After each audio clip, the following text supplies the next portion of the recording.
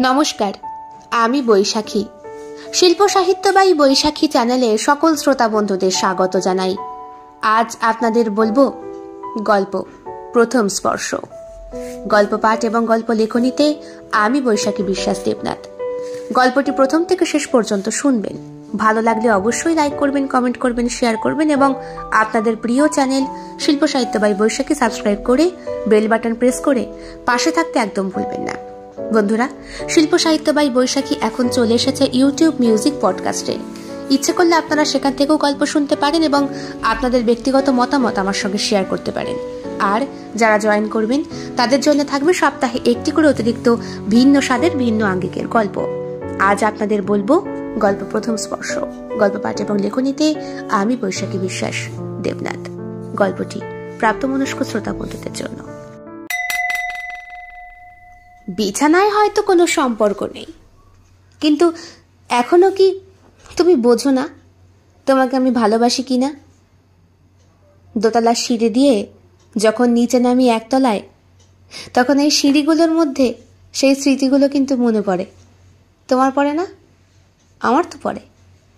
দুইজনে মিলে যখন একসাথে মোবাইলে কোনো রোমান্টিক সিনেমা দেখি, তখনও আমাদের সেই দিনগুলোর কথা মনে পড়ে। তুমি তো পাশে বসে থাকো, তাও তোমার মধ্যে সেই আগুনটা কেন জ্বলে না বলো তো? যেই শর্তটা আমি রেখেছি তোমার কাছে। আরে বাবা, শর্ত সাপেক্ষ কাজটা শুরু করলেই তো তোমার ইচ্ছেটাও পূরণ হয়, আর আমারও ভেতরে চেপে রাখা জ্বালাটা মেটে। তুমি বোঝো না, আমার ভেতরের চেপে রাখা আগুনটার জন্যে আমার শরীরের ভেতর কত রকম কষ্ট হয়, কত জ্বালা হয়, আর কোথায় হয় তুমিও তো সেটা ভালো করেই জানো। শেয়ার তো তোমার সাথেই করি। তুমি তো আমার হাজব্যান্ড নাও, আমার সব থেকে কাছের বন্ধুও। বিপদে পড়লে তো তুমি আমাকে উদ্ধার করো, আর আমি চাইছি তুমি আমার মতো হও। আমার মুখের দিকে চেয়ে তোমার একটু সেটা করতে ইচ্ছে করে না? বলো না, করে না? মা, আসছি, সাবধানে যাস। নীল এসেছে? হ্যাঁ, ওই তো দাঁড়িয়ে আছে। কি রে, আয়। কেমন আছো কাকি? ভালো আছি বাবা। তোর বাবা মা কেমন আছে? ভালো আছে। বলছি তোরা সাবধানে কিন্তু যাস। তুই পারবি তো দিদিকে নিয়ে সাইকেল চালাতে? হ্যাঁ হ্যাঁ পারবো, ও আর এমন কি। নে না, চল চল। বলছি শোন না ভাই। কি? বলছি যেই মাস্টারের কাছে যাচ্ছি, ভালো পড়ায় তো? হ্যাঁ, কৃষ্ণদা একে শ্রেষ্ঠ একেবারে আমাদের পুরো এরিয়ায়। তাই? সত্যি বলছিস? তুমি চলোই না দিদি, গেলেই বুঝতে পারবা। এই বলে নীল সাইকেল স্টার্ট করে। নীল আর আঁখি না না, গর্ভস্থ মায়ের জাতক জাতিকা নয়। ওদের মা আলাদা, বাবাও আলাদা, পাড়া প্রতিবেশী। নীল আঁখির থেকে 3-4 মাসের ছোট। নীলের জন্ম দিল্লিতে। যখন পশ্চিমবঙ্গে ফিরে আসে, তখন ওর বয়স প্রায় বছর 4-5। মা প্রথম যখন পাড়ার সবার সাথে আলাপ করিয়ে দিয়েছিল, তখন বলেছিল আঁখি তোমার দিদি হয়, দিদি বলে ডাকবে। আঁখি ওর থেকে মাত্র মাস 3-4 বড় হওয়া সত্ত্বেও সেই ছোট্টবেলার বুলি নীল ওকে দিদি বলেই ডাকত। আঁখিও ছোট ভাইয়ের চোখেই দেখে আর শাসনও করে। দুইজনেই মাধ্যমিক পাশ করে ক্লাস 11-এ উঠেছে। আঁখি ভর্তি হয়েছে গার্লস স্কুলে, যেই স্কুলে পড়াশোনা করেছে ও ক্লাস 5 থেকে। 11-12 সেই স্কুল থেকেই দেবে। আর নীল ভর্তি হয়েছে কোয়েট স্কুলে, ছেলে মেয়ে উভয়। নীলের স্কুলটা পাড়ায়, আর আঁখিরটা পাড়ায় নয়, মিউনিসিপ্যালিটি এলাকায়, মানে ওদের পঞ্চায়েত আর ওটা মিউনিসিপ্যালিটি, একটু দূরে। আঁখি নীলের থেকে পড়াশোনায় অনেক বেটার। তা দুইজনেই যখন মাস্টারের খোঁজ খবর করছে, তখন নীল জানায় কৃষ্ণ নামে এক স্যার ওদের টাউন এলাকায় টিউশনি পড়ায়। স্যারটা বেশ ভালো, ইয়ং, আর এখনকার ছেলেপেলেরা বুড়ো ধুড়ো মাস্টারের থেকে ইয়ং মাস্টারের প্রতি বেশি অ্যাট্রাকটিভ হয়। কৃষ্ণ দিন কয়েক পড়ছে, আর আখি ছোটবেলা থেকেই বাড়ির টিউশনি মাস্টারের কাছেই পড়ে বড় হয়েছে, কোনো দিন বাইরে যায়নি। ক্লাস 11-এ উঠে এই প্রথম বাইরে যাওয়া। একটা অদ্ভুত অনুভূতি। ভালোই লাগছে ভাইয়ের সাইকেলের পেছনে বসে পড়তে যেতে। সেই দিন সন্ধে 7টা, স্যারের পড়ানোর কথা ওই 7:30 থেকে। গরমকাল, মাঝে মাঝে আকাশে গুড়ুম গুড়ুম শব্দ, তবে অতি গর্জনে বৃষ্টি হয় না। মা একটু টেনশনেই আছেন। প্রথমবার মেয়েকে ছাড়লেন বাড়ির বাইরে। ওই কথাই বলে না, বাঁধা গরু ছাড়া পেলেই বিপদ, এদিক ওদিক ছুটে যায়। আখির বাবা চাকুরি করেন, পুলিশের চাকুরি, বাইরে পোস্টিং। 6 মাসে 9 মাসে একবার বাড়ি আসে। ওরা 2 বোন। ছোট বোনটা বেশ ছোট, বয়সের ডিফারেন্স প্রায় 8 বছর 2 বোনের। পৌঁছানোর সঙ্গে সঙ্গে সেইখানে, মানে জায়গাটা সিদ্ধেশ্বরীতলা, মাকে ফোন করে দেয় আখি। তখন অ্যান্ড্রয়েড ফোন ছিল না, ছোট্ট একটা হ্যান্ডসেট। মা বললেন, ঠিক আছে, পরে কিন্তু সাইকেলে করে আবার চলে আসবি ভাইয়ের, আর কোথাও যাস না। কোথায় আর যাব, আমি চিনি নাকি?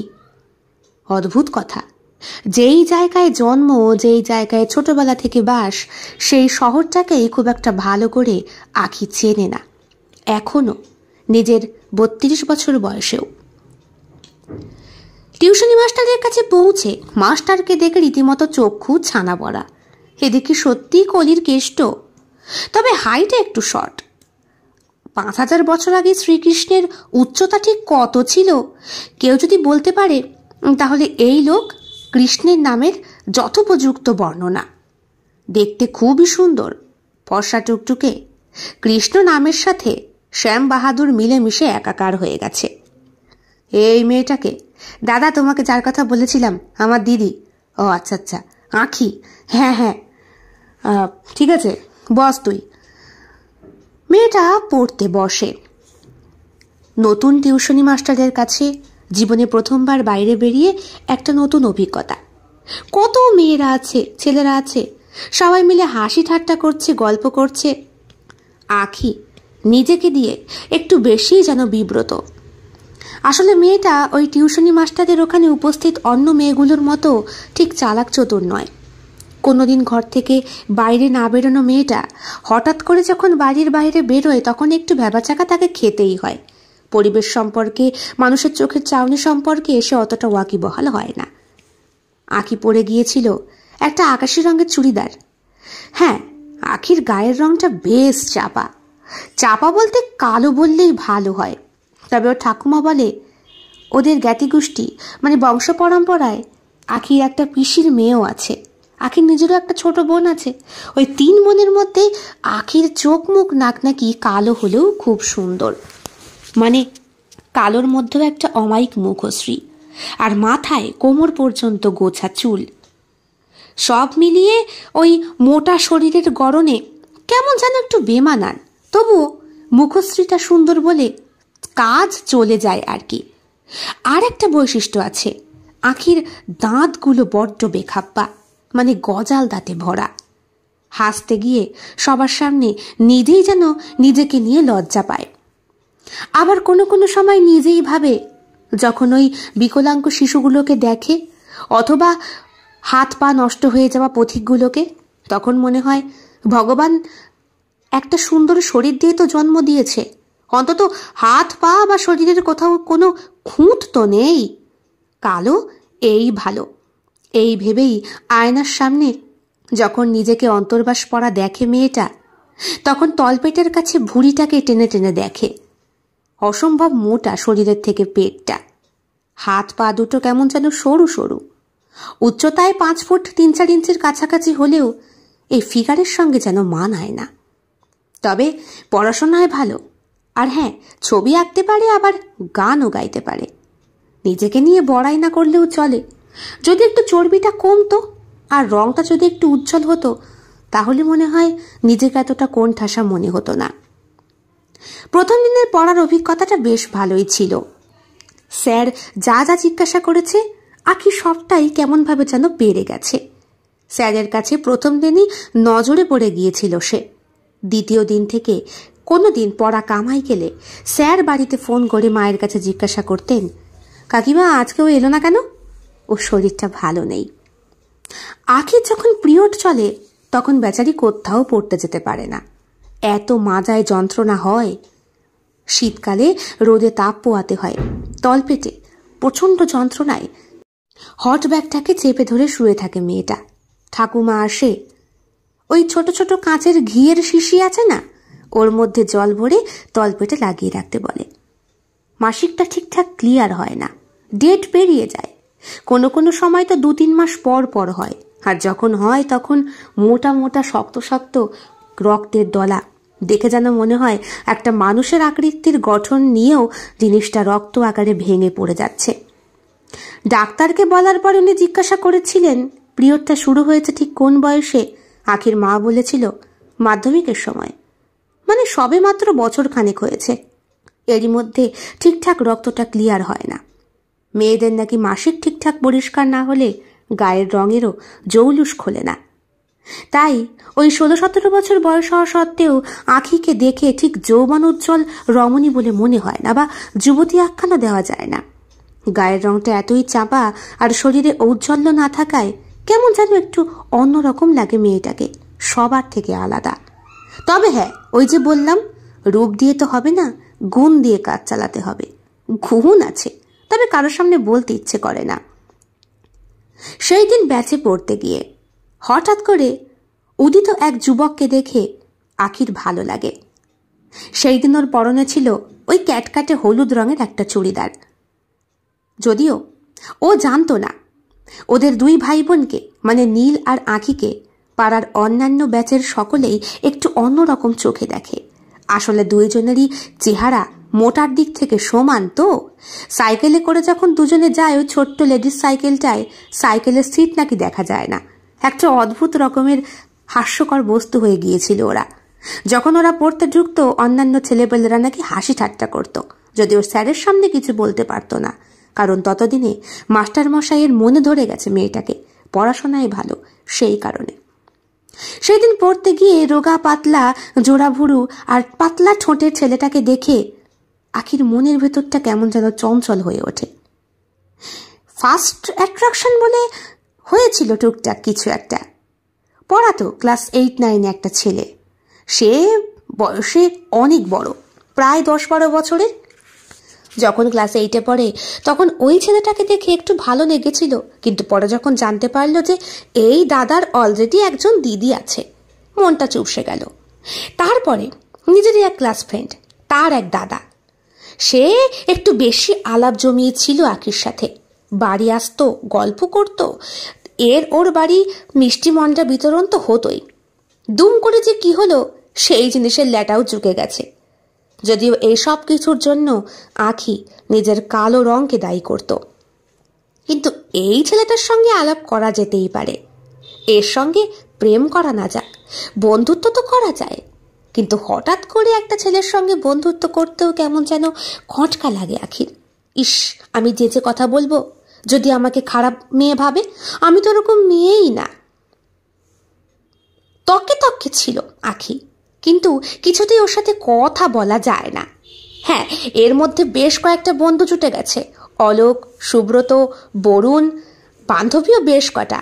তার মধ্যে সৌমিতা বলে মেয়েটার সাথে বেশ আলাপ। এই মেয়েটা বেশ ভালো, আখিকে অনেকটা বোঝে। মাঝে কয়েকজনের জন্মদিন পার্টিতেও অ্যাটেন্ড করেছে সে, কিন্তু কিছুতেই ওই ছেলেটার ফোন নাম্বার জোগাড় করা যায় না। ক্লাস 11-এ উঠে সাবজেক্ট চুজ করতে হয়। আখি চুজ করেছিল ইংলিশ, বাংলা, এটা তো কম্পালসারি। তাছাড়া আর্টস নিয়ে পড়াশোনা করার চেষ্টা ছিল বলে সংস্কৃত, ইতিহাস, ভূগোল আর রাষ্ট্রবিজ্ঞান ছিল। মাস্টার বলতে ওই ইংরেজি মাস্টারটা বাইরে, আর বাড়িতে পড়াতে আসতো ইতিহাস টিচার, বাংলা। এই 2টো সাবজেক্ট একজন টিচারই পড়াতো। এবার গিয়ে দাঁড়ালো সংস্কৃত, রাষ্ট্রবিজ্ঞান আর ভূগোল। বাড়িতে পড়ানো টিউশনি মাস্টার মানে মনোজ কাকু, উনি বললেন যে বাংলা, রাষ্ট্রবিজ্ঞান আর ইতিহাস 3টে উনি পারবেন, কারণ উনি পাড়ায় রাজনীতি সম্পর্কে বেশ ওয়াকিবহাল, টুকটাক সবার সাথে মেশেন, এমএলএ এমপির সঙ্গে বেশ হাত আছে। ভবিষ্যতে নাকি ভোটে দাঁড়ানোরও একটা প্ল্যান আছে। লোকটা অমায়িক, কথায় বার্তায় উনি আর ওনার বউ চট করে সবার সঙ্গে আলাপচারিতা জমিয়ে ফেলতে পারেন। তাছাড়া ছোট থেকে উনি আখিকে দেখছেন, মানে ক্লাস 7-8 থেকে। তখন থেকেই ওর আখির বাবা মা এবং ওনাদের সঙ্গে একটা হৃদ্যতাপূর্ণ সম্পর্ক গড়ে উঠেছে। কাকু খুব ভালোবাসে আখিকে, মেয়ের মতো দেখে। তবে হ্যাঁ, আখিকে কোনোদিন বকতে হয় না বা শাসনও করতে হয় না, কারণ পড়াশোনায় সে চট জলদি। পড়া দিয়ে গেলেই তৈরি করে ফেলে সঙ্গে সঙ্গে। তৈরি করা বাচ্চা যে নাকি অ আ ক খ সব পারে, সেই বাচ্চাকে পড়াতে কোনো টিউশনি মাস্টারেরই কষ্ট হয় না। আখিকেও ঠিক তাই হয়েছিল। ছোটবেলায় মা এমন করেই ট্রেনিং দিয়েছে, কারোরই কোনো কষ্ট হয়নি পড়াশোনা করাতে। তো গেল সেই কথা। এইবার ধন্দে পড়েছে দুইজনে। নীলকে ডাকা হলো। নীল এলো। দিদি, একটা দিদি আছে সুমনা দি, ওইখানে সিদ্ধেশ্বরী তলাতেই পড়াবে। মা বললেন, ভালো পড়াবে তো রে? হ্যাঁ, যাদবপুর ইউনিভার্সিটিতে উনি ভূগোল নিয়ে পড়াশোনা করেছেন, আমি তো খোঁজ নিলাম। তা কজন পড়বি তোরা? ওখানে অনেকজন আছে। এই তো আমি, ও, শঙ্খ। নামটা শুনেই আখির মনের ভেতরটা চঞ্চল হয়ে ওঠে। কে পড়বে?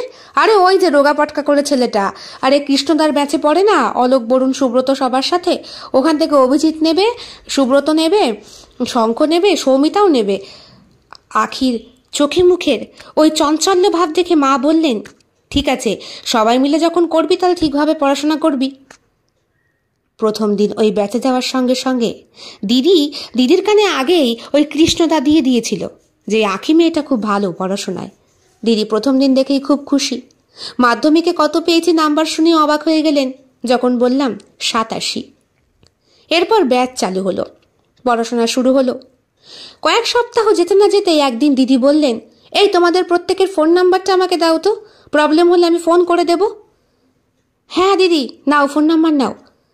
এক এক করে সবার ফোন নাম্বার দেওয়া হয়ে গেলে, এই শঙ্খ, ফোন নাম্বারটা দিয়ে যাও। এই ছেলেটা সবার থেকে আলাদা, মেয়েদের মুখের দিকে তাকায় না, মাথা নিচু করে বসে থাকে। অলোক, বরুণ, সুব্রত এদের সাথে খুব সম্পর্ক।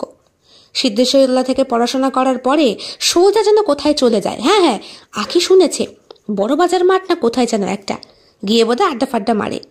একদিন তো ও আর নীল সিগারেট টানতেও দেখেছে। তবে ছেলেটাকে বেশ ভালো লাগে। আখি খুব ভালো করেই বুঝতে পারে ছেলেটা ওকে পাত্তা দেয় না বা দেখতেও চায় না, কিন্তু ওই যে ওর ভালো লাগে। ভালো লাগতে কি আর কথা না বলে পারা যায় বন্ধু? ছেলেটা যেই ওর ফোন নাম্বারটা দিল, হ্যাঁ দিদি, ওই তো 9232, বাকি নাম্বারটা চট করে নিজের মস্তিষ্কে মুখস্থ করে নিল আখি। নীলের সঙ্গে সাইকেলে চড়ে বাড়ি ফেরার পথে বলল, এই ভাই, ওই শঙ্খ ছেলেটা কেমন রে? ভালো, ওই তো আইসতলায় বাড়ি, ওর বাবার নাকি জেনারেটর আছে, হেভি বড় লোক। তারপরে তোমার ওদের নাকি এখনো ওই 51বর্তী পরিবার। এই 51বর্তী পরিবারের বিষয়টা ছোটবেলা থেকে শুনে এসেছে আখি, তবে নিজের চোখে কোনোদিন দেখেনি। চোখের সামনে 51বর্তী পরিবার বলার সঙ্গে সঙ্গেই না যেরকম একটা প্রতিচ্ছবি ফুটে ওঠে, সেটা ঠিক এইরকম, মানে বিরাট বড় একটা বাড়ি, বড় বড় পুরনো থাম, যেরকম পুরনো রাজপ্রাসাদগুলোর হয়ে থাকে। অনেকগুলো ঘর পাশাপাশি রয়েছে, অন্দরমহল আছে, সেখানে তুলসীতলা আছে, মানে ঠিক ওই নিম ফুলের মতো সিরিয়ালে যেরকম বাড়িঘরগুলো দেখানো হয়, অনেকটা সেই রকম। আখির মস্তিষ্কেও সেরকম একটা প্রতিচ্ছবি ফুটে উঠেছিল। বাড়িতে এসে নীলকে জানায়নি, কিন্তু নীলকে বললেই ভাইটা বলে দেবে, পেটে কোনো কথা থাকে না। কি তুই বাড়ি যা, এখন আমি চলে যেতে পারবো। পারবো নাকি, আমি ছেড়ে দিয়ে আসি? না না পারবো, তুই যা। বাড়িতে গেট দিয়ে ঢোকার আগেই ফোন নাম্বারে ওই নাম্বারটা আগে সেভ করলো মেয়েটা। বলা যায় না, একটা এদিক ওদিক অক্ষর হয়ে গেলেই তো অন্য কারো কাছে রং নাম্বারে কল চলে যাবে। বাড়িতে এসে শুরু হলো ফোন করা। প্রথম দিন একটা মিস কল দিয়ে ছেড়ে দেওয়া, ভয় অপরিচিত কারোর সাথে কথা বলার। তখন তো ল্যান্ডলাইন ছিল, তবে ল্যান্ডলাইনে কোনোদিন আগে ট্রাই করেনি, কারণ ওই ল্যান্ডলাইনটা ছিল কেবলমাত্র বাবার জন্য। বাবা ফোন করতো যখনই হাতের সময় পেত। তবে মন যে বড্ড বেইমান চিজ। প্রথম দিন মিস কল দেওয়া ঠিক 1 ঘন্টা পরে মিস কলটা ব্যাক এলো। অদ্ভুত জিনিস, এই ছেলেটা কি রে ভাই। একদিন ফোনটা করেই ফেললো একটু গলার ভয়েস নেওয়ার জন্য। প্রথম দিন গলার ভয়েস শুনে সত্যি কথা আখির সারা শরীরটা কেমন যেন কাঁটা দিয়ে উঠেছিল। এই এখন ওই যে আখি গল্পটা বলছে, তখনও কিন্তু হচ্ছে। এরপরে কি হলো, ধীরে ধীরে ফোনের পরিমাণটা বাড়লো, তবে কথা নয় কিন্তু, জাস্ট একটা মিস কল টিং করে কেটে দেওয়া। ছেলেটা ঠিক 1 ঘন্টা পরে কল ব্যাক করে। বড় অদ্ভুত। তবে একদিন কথা বলতে ইচ্ছে হলো। রং নাম্বার দিয়ে স্টার্ট হলো। তখন সিনেমা হলে চিরদিনই তুমি যে আমার এই বইটা চলছে, রাহুল আর প্রিয়াঙ্কা অভিনীত। নাম মাথায় আসছিল না। যখন ওপাশ থেকে ছেলেটি বলল, তোমার নাম কি? এ বলল, আমার নাম প্রিয়া। আলাপটা শুরু হলেই কিন্তু একটা মিথ্যে নাম দিয়ে। এরপরে ধীরে ধীরে ফোনের পরিমাণ একটু একটু করে বাড়ে। ছেলেটাকে দেখে কিন্তু মনে হয় না মাল যে এত সুপারস্তম। ব্যাচে কিন্তু আখি সামনাসামনিই বসে, কথাও বলে। এই ছেলেটা কি গলার ভয়েসেও ধরতে পারে না যে আমি ওকে ফোন করি, নাকি আমার সাথে আলাপ করতে ইচ্ছে করে না তাই? ব্যাচ থেকে বেরিয়েই ফোন করে কিন্তু। ছেলেটা ফোন ধরে আর বলে, তুমি আমার আশেপাশেই আছো তাই না? কোথায় আছো বলো তো? মেয়েটা ধরা দেয় না। ধরা দিলে যদি ওকে দেখে সে আর কথা না বলতে চায় তখন? তবে ধীরে ধীরে কথা বলতে বলতে একটা সময় ধৈর্যের সীমাটা পেরিয়ে যায়। সেই দিন মেয়েটা ব্যাচে পড়তে যায়নি। ছেলেটা আকুল হয়ে ওঠে ওর সাথে একটু কথা বলার জন্য। ইচ্ছে করে কথাও বলেনি। তবে মায়ের সঙ্গে ডাক্তারের কাছে যাচ্ছিল, ডাক্তার দেখাবে বলে। যেই ছেলেটা শুনতে পারলো ডাক্তার দেখাবে, সঙ্গে সঙ্গে মনের ভেতরটা নেচে উঠল, তাহলে তো মেয়েটাকে দেখতেই হবে। এর আগে পর্যন্ত মেয়েটার সম্পর্কে ছেলেটা প্রচুর কথা বলেছে। তুমি দেখতে ঠিক এইরকম, তোমার গলার ভয়েস দারুণ সুন্দর। রং নাম্বারে যে এত পীড়িত উতলে ওঠে, কথা না বললে কিন্তু আখি কখনোই জানতে পারতো না। আসলে ও তো চেনে ছেলেটাকে, ছেলেটা কিন্তু ওকে চেনে না। ও হ্যাঁ, আরেকটা কথা, সরস্বতী বলে একটি মেয়ের সঙ্গে ও নাকি লাইনও মারে। ওদের স্কুলেই পড়ে মিলনবাগান। 1 ক্লাস নয়, সরস্বতী ওর থেকে নাকি বছর 2-এর ছোট। প্রথম দিন শুনে একটু কষ্ট পেয়েছিল আখি, পরে মনেরটাকে মেনটেন করে নিয়েছে। বন্ধুত্ব করার জন্যই তো ফোনে আলাপ, প্রেম করার জন্য তো নয়। সেই দিন ছেলেটা উতলা করে খেলো। মেয়েটা বলল, ঠিক আছে আমি ডাক্তার দেখাতে যাচ্ছি, এখন ফোন করো না। কোন ডাক্তারখানা? আইসতলায় নয়, আমি যাচ্ছি। ও মা, কোথায় যাচ্ছি গো ডাক্তার দেখাতে? আরে ওই তো মেন রোডের পারে লক্ষ্মীনারায়ণ ফার্মেসি। ওই লক্ষ্মীনারায়ণ ফার্মেসি। আমি যাব মানে? হ্যাঁ, আমি তোমায় দেখবো আজকে। ঠিক আছে, আমি কিন্তু রিক্সায় বসে থাকবো, আমি ডাকবো, তুমি বুঝে নিও। ও বাবা, হয় নাকি? তুমি কি পরে আসবে? আগে বলো তুমি কি পরে আসবে। আমি একটা কালো রঙের গেঞ্জি পরে যাব। ঠিক আছে, আমিও যাব একটা সাদা রঙের চুড়িদার পরে। মেয়েটা মিথ্যে বলেছিল। সত্যিই যখন রিক্সাটা ওই লক্ষ্মীনারায়ণ ফার্মেসির কাছে এসেছে, তখন ও দেখতে পেল অলোক, বরুণ, সুব্রত আর শঙ্খ 4 জন হুড়মুড়িয়ে পড়ছে একেবারে সাইকেল নিয়ে। দেখে এত হাসি পেয়েছিল, ভাবতে গেলে সেই সব স্মৃতি এখনো হাসি পায়। চোখের সামনে যেন ফুটে ওঠে ছবির মতো। ডাক্তার দেখিয়ে বাড়ি চলে গিয়ে ফোন করে বলল, তোমায় তো আমি দেখলাম কালো রঙের শার্ট পরা।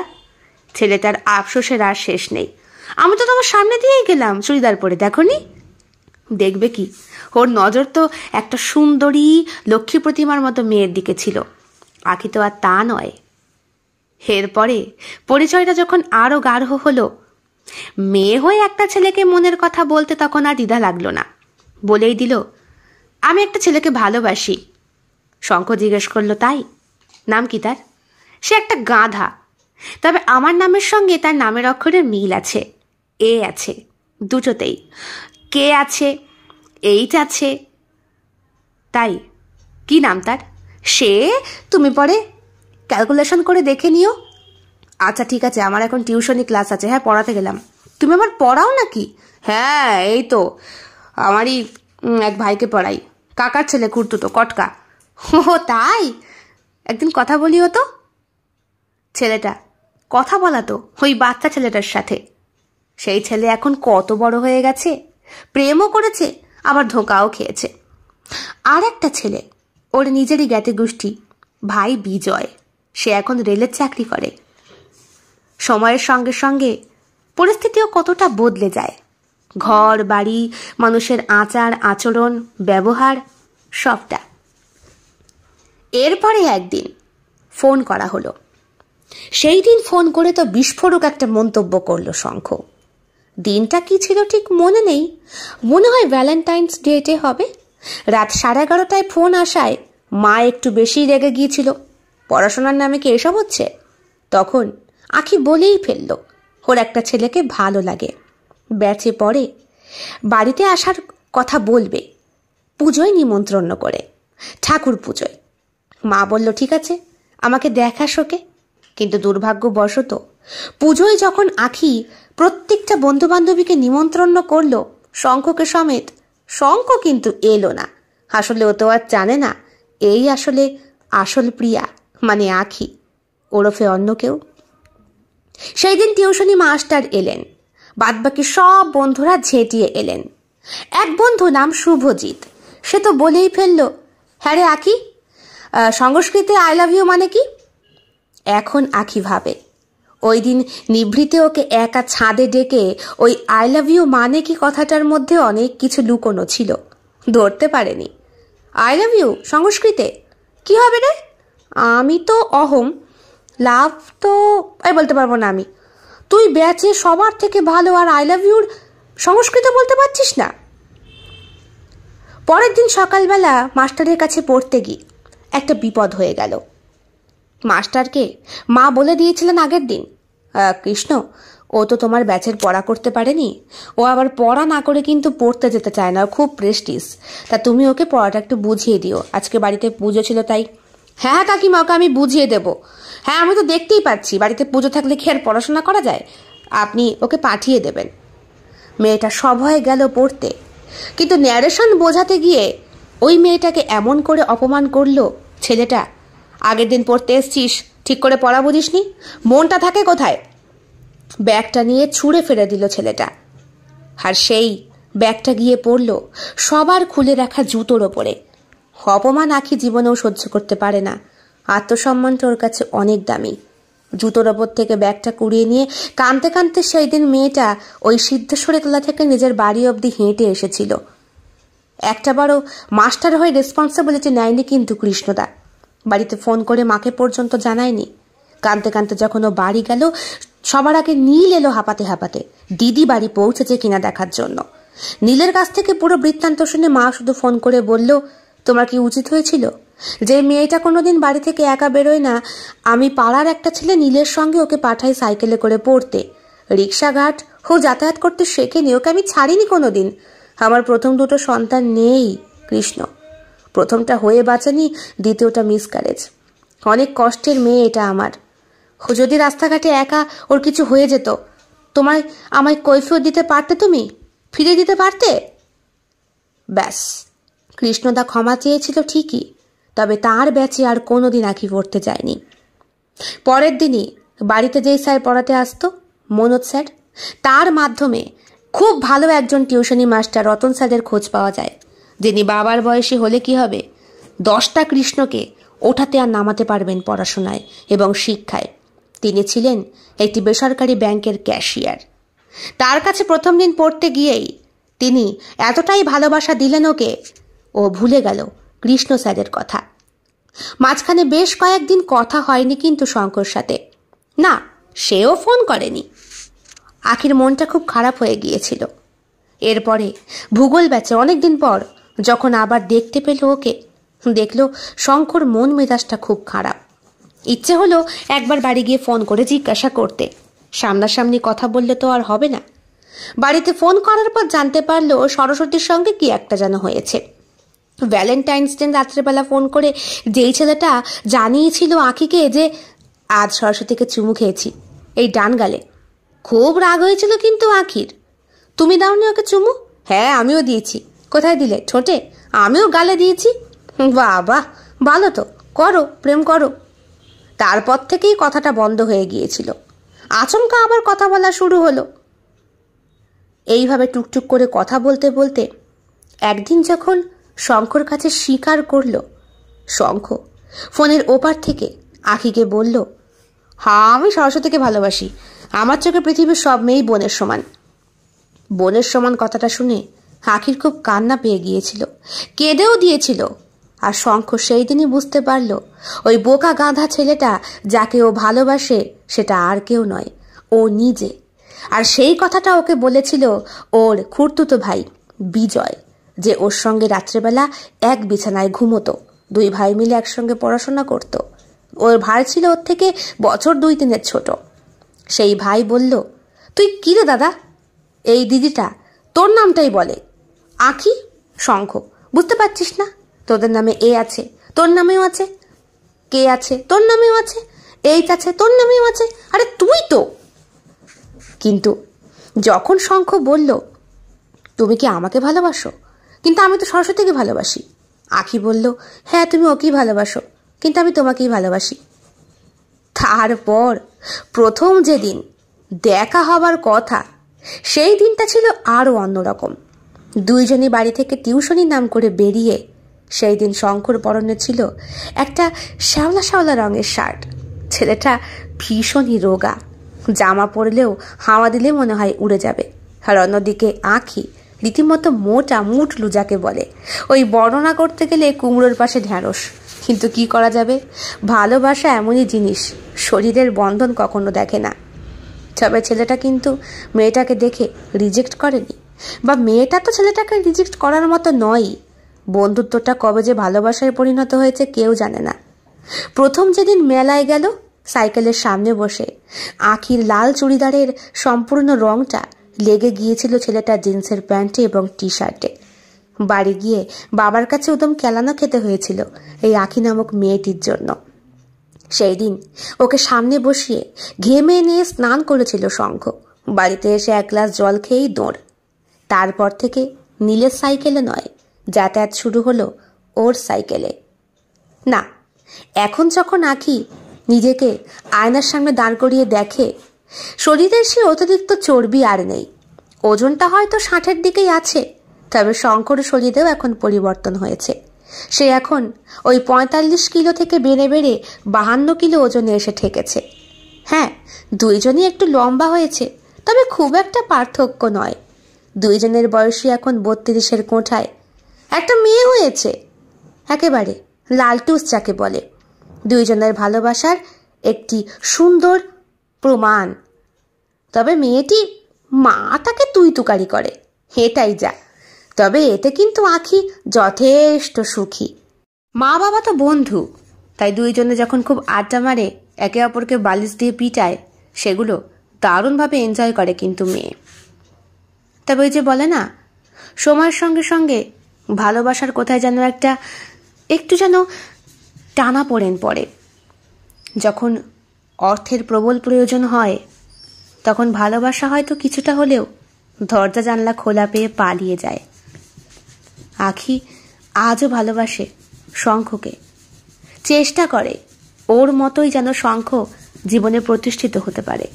অনেক বোঝায়। আঁখি যেহেতু এখন একটা কাজের সঙ্গে যুক্ত, আর্ন করে, শঙ্খ ওর থেকে অনেকটা কম, বলতে গেলে প্রায় নীল বললেই চলে। তবুও আঁখি ওকে বোঝায়, ছোট্ট মেয়েটা বোঝায়, শঙ্খর মধ্যে কোনো চেষ্টা নেই।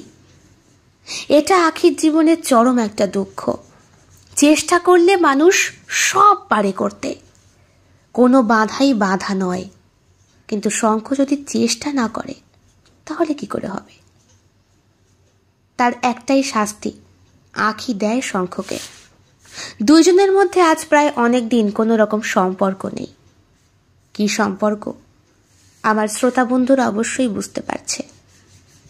তবে সেইটা করেও এখনো পর্যন্ত শঙ্কর ভেতরে নিভে যাওয়া আগুনটাকে জ্বালানো যায় না। ছেলেরা নাকি ঘর ছাড়ে, আর ঘর ছাড়লে নাকি সেটা খুব ভালো। ছেলেরা ঘর ছেড়ে বড়লোক হয়ে বাড়ি ফেরে। শঙ্কর মধ্যে সেই দীপ্তমান আগুনটা নেই, যেটায় ও প্রজ্বলিত হয়ে উঠবে ঝট করে। চলছে তো দিন কোনো রকম, চলে যাক। আঁখি বলে, সামনের দিনটা আরো কঠিন। দ্রব্যমূল্যের দাম যেভাবে বাড়ছে, মেয়েটাকে বড় করতে গেলে প্রচুর অর্থের প্রয়োজন। তাছাড়া তুমি আমি যেই অবস্থাটা থেকে কাটিয়ে এসেছি, আমরা তো চাইবো না আমাদের মেয়ে সে অবস্থায় যাক। ভালোবেসে যখন প্রথম সিদ্ধেশ্বরী মন্দিরে পালিয়ে গিয়ে বিয়ে করলাম, তখন তোমার কাজ বলতে কিছুই ছিল না। কলকাতায় যাতায়াত করতে, ভাড়া হয়ে টাকা পেতে, তাতে কি আর সংসার চলে? মাথার ওপরে গুরুজনরা ছিলেন বলে দুজনে বেঁচে গেছি। মেয়েটাও হলো ভালোভাবে। তারপরে এলো জীবনের কঠিন সময়, লকডাউন। ওই লকডাউনের একটা ধাক্কা শিখিয়ে দিয়েছে অনেক কিছু জীবনে।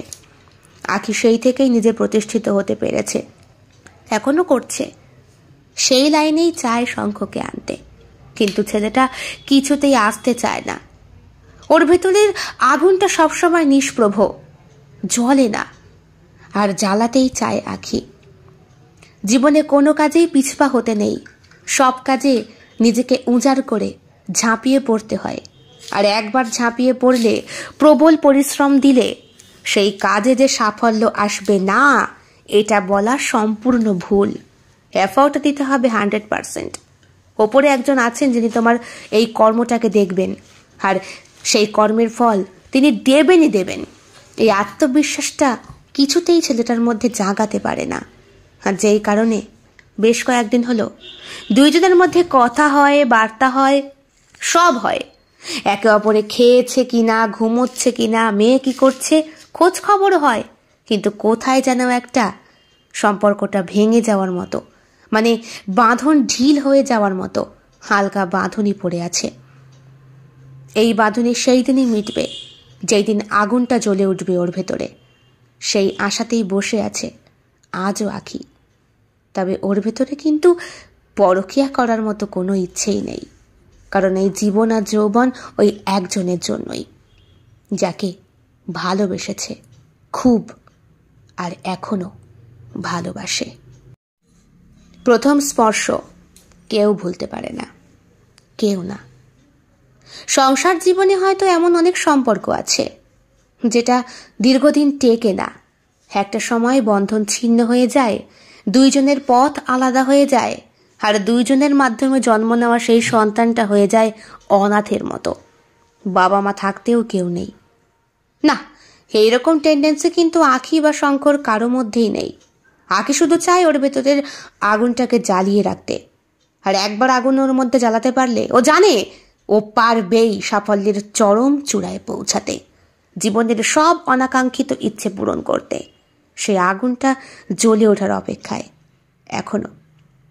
ভালোবাসায় যখন কাজ হয় না, তখন একটু অন্যরকম ভাবেই মানুষটাকে বোঝানোর চেষ্টা করতে হয়।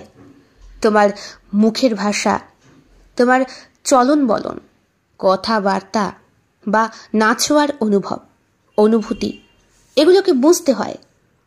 দুটো মানুষের মধ্যে সম্পর্কটা যখন একটু একটু করে দীর্ঘদিনের হতে শুরু করে, তখন একে অপরের মধ্যে চেনাজানাটাও বেশি পরিমাণে বাড়ে। তাই এই কদিনেও কি শঙ্খ চেনেনি আখিকে? সে কতটা খাঁটি ওর জন্য। দুঃখ হয় আখির, এত কিছু বুঝেও কেন যে পারে না ওর ভেতরে নিষ্প্রভ হয়ে যাওয়া সে অগ্নিটাকে জাগাতে। তবেও জানে আগুন তো জ্বলবেই, আগুন জ্বালাতেই হবে, সেটা দেহ দিয়ে নয়, মন দিয়ে। মনের টান অমুক টান, এই টানকে কখনো ফিরিয়ে রাখা যায় না। নিশ্চয়ই ও কাজ করবে, ও যেরকম চায় সেইভাবেই করবে। শুধু দিনটা দেখার অপেক্ষা, আর কিছু না। বেঁচে থাকার জন্য সব কিছুই প্রয়োজন, সবটা, দেহ মন সবটাই প্রয়োজন। কিন্তু প্রিয়জনের কাছে ওটা পেতে গেলে ওই প্রিয়জনের কথাটাও রাখতে শিখতে হয়, জানতে হয়। এটাই জাস্ট বোঝানো শঙ্খকে। আখি ভাবে আদেও ওর কথা বুঝবে, ওর ভেতরের অভিমানটাকে বুঝবে, নাকি নিজেকেই দোষারোপ করবে সারা জীবন ছেলেটা? না, চেষ্টার হাল আখি ছাড়বে না। ওর ভালোবাসায় পূর্ণ বিশ্বাস আছে, প্রথম স্পর্শতেও পূর্ণ আশ্বাস আছে, আর আছে নিজের ওপরে কঠোর আত্মবিশ্বাস। কেমন লেগেছে আজকের নিবেদন? কমেন্ট বক্সে কমেন্ট করতে কেউ ভুলবেন না।